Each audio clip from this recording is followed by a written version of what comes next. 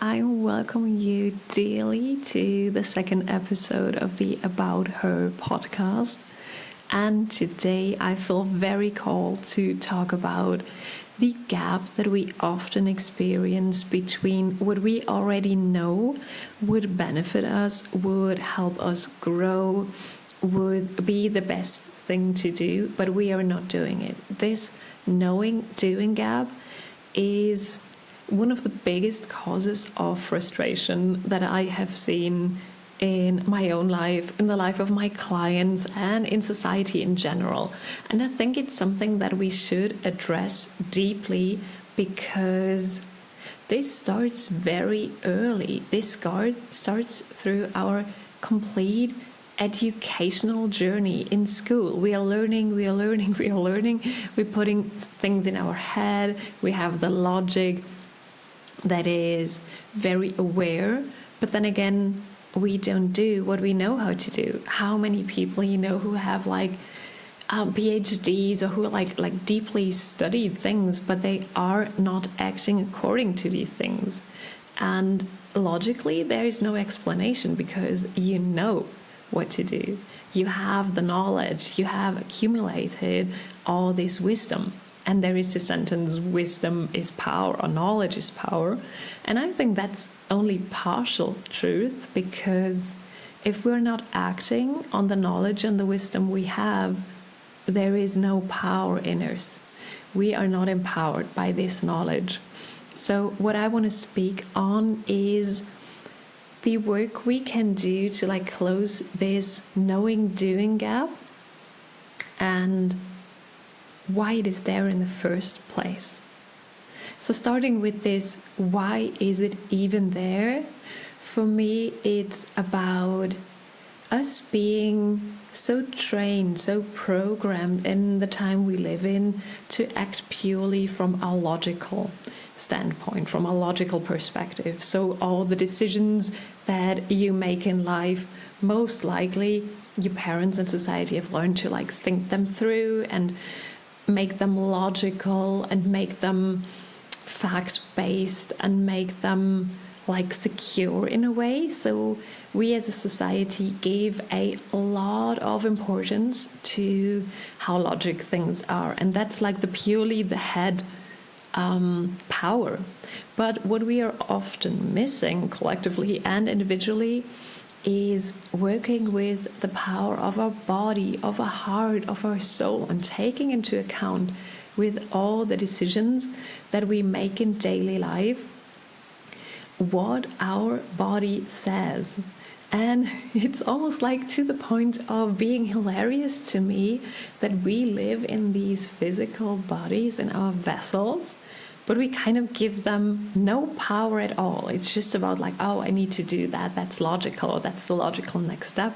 But if your body is rebelling in any sort of disease or pain or sickness, chronic illness, whatever it is, or if you have just a gut feeling of that's not right, how many times have you neglected these signs from your body and have gone over it because there was a deadline or that was on your to-do list to do that thing?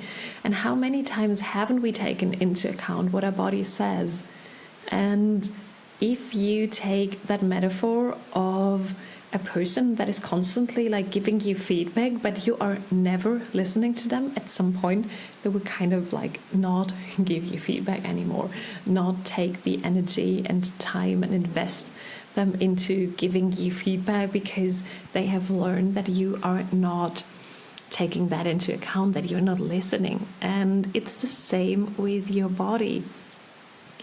The feedback is still there, but it kind of has learned that you're not listening, and that is part of what causes this knowing-doing gap. And the rest of it, almost completely, to me, is subconscious programming, because we are only operating to 5 to maximum 10% in our daily lives from our conscious awareness. And the rest is autopilot. The rest is subconscious programming, which has happened, most of it, in your early childhood years from 0 to 7, and afterwards everything that came in was like through the conscious accepted into the subconscious mind. Any habit that you have made, like driving, for example, at first when you started it was a conscious work, it was very exhausting, but then you took it in, your subconscious like took over, learned and accepted in what to do if you're needing to drive, and so you almost don't have to think about it anymore if you're driving, if not something crazy is happening. And that's the same with all the things we do daily. So all the breathing functions, if you go from there to there in a way that you go normally, then you don't have to think about it logically. And this is also how we make decisions about our food, about the way we communicate, about the way we show up with our friends, in our work environment. All this is subconscious work. Almost none of that is conscious. And I think I'm repeating myself, I know, but it's for you to really take that into account of how much of your life you aren't even controlling in a way, because your subconscious is controlling it. So from that standpoint of being 90% controlled by the subconscious every day, it's almost logical, again, it's almost clear why this awareness, this I know it better, has almost nothing to say, because your body runs it in a different way and you're operating from your subconscious. So what we need to do if we really want to change is not change the logic, not accumulate more wisdom. It's about embodying our wisdom, about bringing it from the logical to the heart space, from the conscious to the subconscious, bringing it from the outside, if you wish, like from outside of your energy field, the wisdom that you have accumulated from outside into your energy field, so that it becomes part of you, that you become that person who does that or doesn't do that. To take a real life example, like anyone I know knows that sugar is kind of bad for us and that eating sweets like isn't a very good beneficial thing, but everyone I know is doing it, including me. And it's kind of funny because constantly we are reaffirming to ourselves that, oh, I know it's bad for me, but oh, that tastes so good, or it's that family dinner, or it's that party and I kind of need to. And we're constantly reaffirming to ourselves that we know it better, but we are not acting on it. And that goes for so many things. So right now I'm working on a group coaching program called Invisible, where we are working with the fear of being seen and stepping into our authentic expression with confidence, with ease, with freedom and joy to express ourselves, and not with the feeling of, oh my God, can I say that? Will they like me still? And here we are working as well with this subconscious programming of knowing what to do. You know you need to speak up, you know you need to share with your partner, but you don't because that feels scary and you feel the fear of rejection, or you know you need to do that thing to get your next like raise at work, but you are not because you feel like maybe you can't do it, or you're just in habit of hiding so much that showing up is unfamiliar, is scary. And then again, the subconscious is ruling, so it's doing whatever it can to protect you, to keep you safe. So what we need to do, if we are recognizing that, and if we already know that there are changes that we want to make, that we want to see in our lives. Congratulations on this, by the way. That's like, awareness is always the first step, but then it's not the only step. So you becoming aware that there are changes you want to make, you need to make to feel better, to grow, to evolve into that version of her that you want to be. That's the first step. What we then can do is like limitless tools are available to us. But what I want to talk about right now is a timeline exercise that is deeply profound and that I had so amazing experiences with, that I definitely want to share this first. And it goes like this. Whatever thing you have that you don't know how to go on, where you don't know the next steps, might it be like talking to a partner about something that you desire, but you have no idea how, or changing your work environment, maybe switching from corporate job to being self-employed, but you have no idea how. You take whatever challenge you have right now and you take a few minutes for yourself where you are undisturbed. And when you have like kind of found your place, you are sitting comfortable, you have taken a few deep breaths, you close your eyes and think about connecting with a future version of you.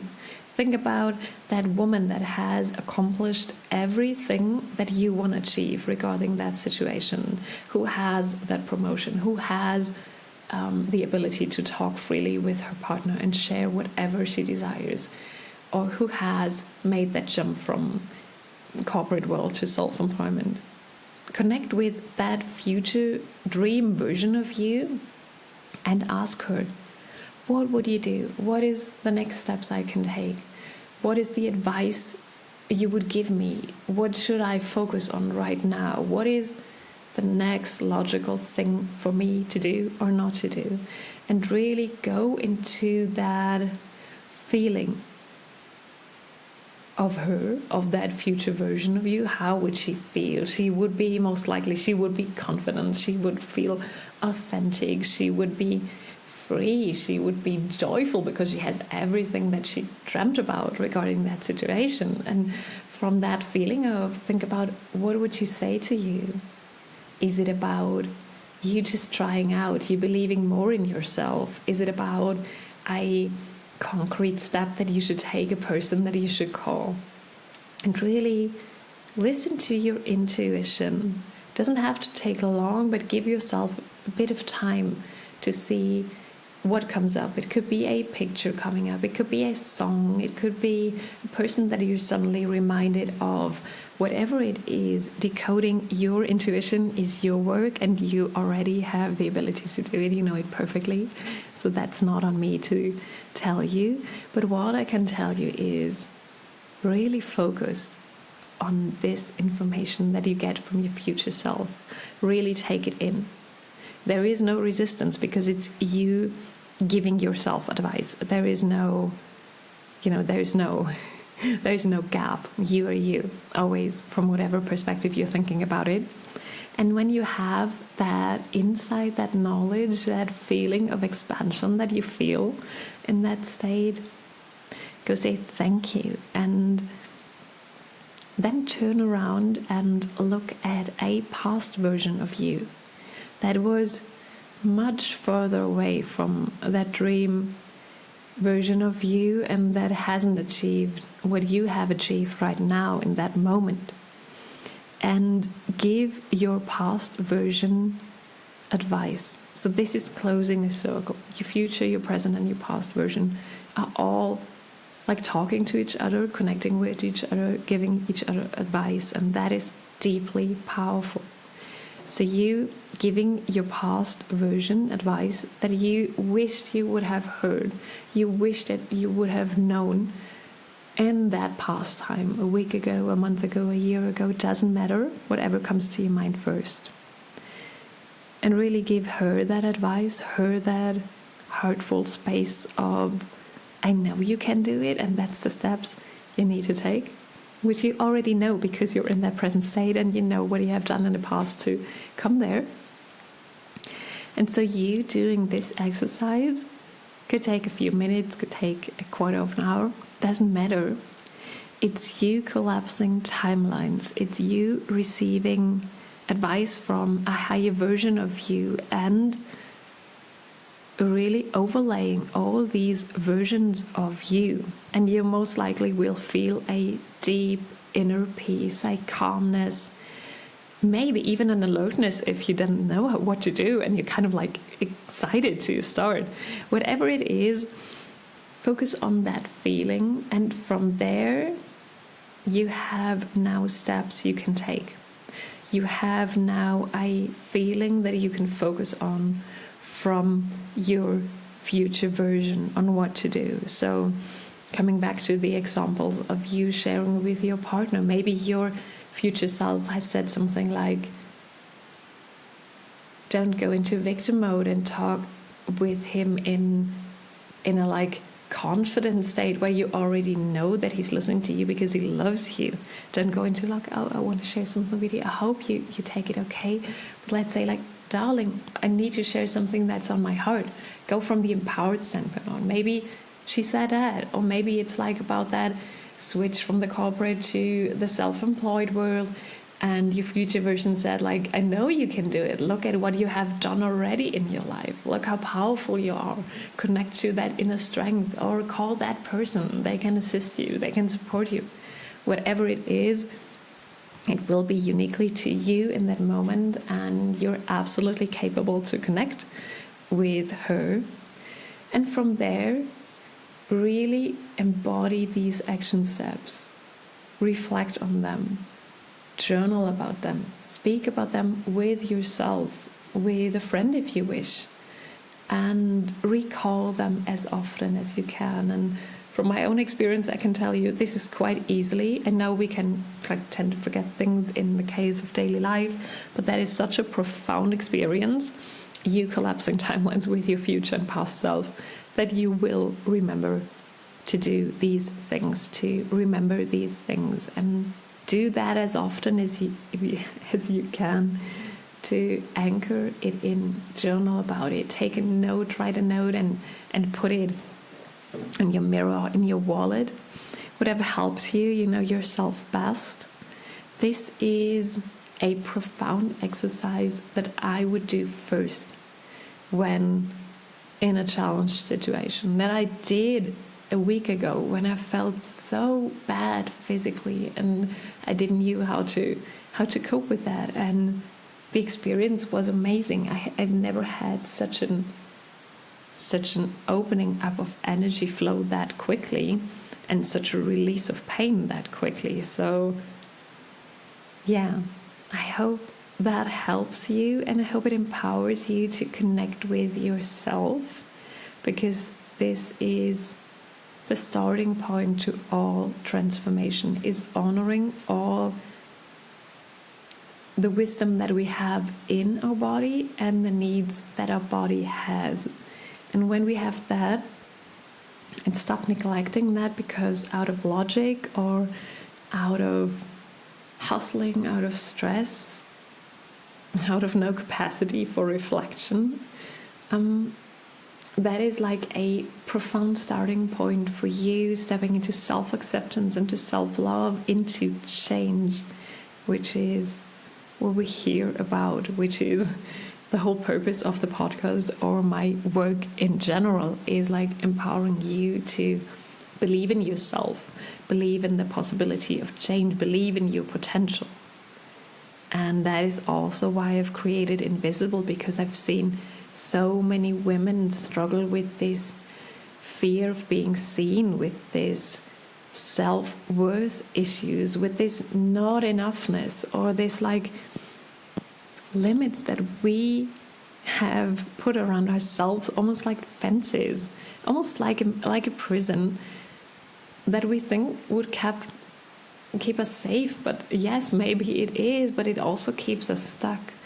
And to outgrow that in a loving way, without resisting how we have been before, but like really embracing that, acknowledging how we have been, and that it was there for a reason, all the things that we did or didn't do, but then lovingly grow out and grow into that version of ourselves that we are here to be, that we have the birthright to embrace and embody, which is like the confident version, the outgoing version, that not the clown version, it doesn't have to be, could be, but like that version of you that says like, oh, I am the gift, I want to share with the world. I don't have anything to hide.